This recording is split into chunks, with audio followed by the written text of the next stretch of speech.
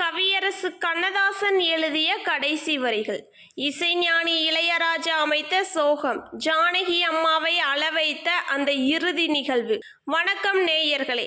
தமிழ் திரையுலகின் பொற்காலம் என்று சொன்னால் அது இசைஞானி இளையராஜா, கவியரசு கண்ணதாசன் மற்றும் பாடும் குயில் எஸ். ஜானகி ஆகிய மூவரும் இணைந்த அந்த காலகட்டம்தான்.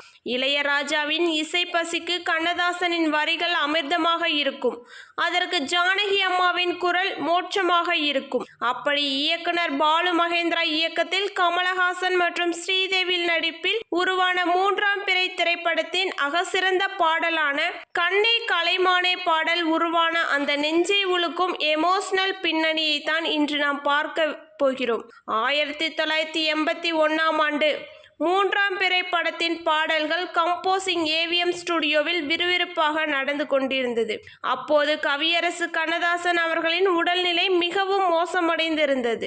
எனினும் இசைஞானி இளையராஜாவின் மீது இருந்த பேரன்பின் காரணமாக அவர் ஸ்டுடியோவுக்கு தளர்ந்த நடையோடு வந்தார். இயக்குனர் பாலு மகேந்திரா படத்தின் கிளைமேக்ஸ் சூழலையும் நாயகியின் மனநிலையும் விவரித்தார். இதற்காக இளையராஜா ஒரு உன்னதமான சோக ராகத்தை ஹார்மோனியத்தில் மீட்டினார்.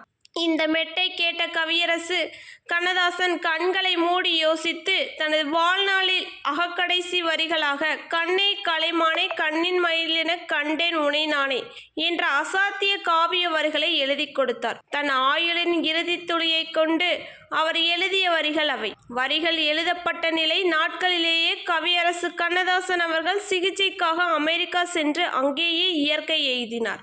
அவர் மறைந்த செய்தி கேட்டு ஒட்டுமொத்த தமிழ்நாடே அழுது கொண்டிருந்த சோகமான நேரத்தில் இந்த தாலாட்டு பாடலை பாடுவதற்காக பாடகி எஸ். ஜானகி ஸ்டுடியோவுக்கு அழைக்கப்பட்டார்.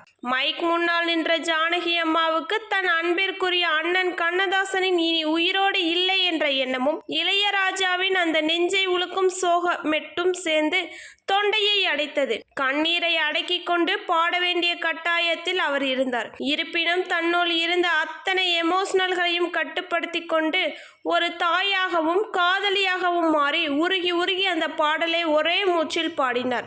பாடலின் இறுதி வரிகளான காதல் நடத்திய கதை ஒன்று, கண்ணீர் வடித்த கவிதை ஒன்று என்று பாடி முடித்த அடுத்த நொடி ஜானகி அம்மா உணர்ச்சி பெருக்கால் மைக்கை விட்டு நகர்ந்து ஸ்டுடியோவின் ஒரு இருண்ட மூலையில் அமர்ந்து விம்மி விம்மி அழத் தொடங்கினார். கண்ணதாசனின் இழப்பும் அந்த பாடலின் ஜீவனும் ஜானகி அம்மாவை அந்த அளவிற்கு உலுக்கி இருந்தது. இளையராஜா ஓடிச் சென்று ஜானகி அம்மாவின் தோள்களை தொட்டு தேற்றினார். அங்கிருந்த ஒட்டுமொத்த படக்குழுவும் கண்ணீர் வடித்தது. படம் திரையரங்குகளில் வெளியான போது தியேட்டர்களில் ஜானகி அம்மாவின் அந்த தாலாட்டு குரலை கேட்டு ஒட்டுமொத்த தமிழ்நாடே கதறி அழுதது. இன்றளவும் அந்த சோகம் நம் நெஞ்சில் வடுக்காய் வாழ்கிறது. கண்ணதாசன், இளையராஜா, ஜானகி என்ற இந்த மாபெரும் பொற்கால கூட்டணியின் அழியாத இந்த எமோஷனல் வரலாற்று பதிவு உங்களுக்கு சிலிர்ப்பை ஏற்படுத்தி இருந்தால் இந்த வீடியோவை உடனே லைக் பண்ணுங்க. நமது சேனலை மறக்காம சப்ஸ்கிரைப் பண்ணிக்கொள்ளுங்கள். நன்றி, வணக்கம்.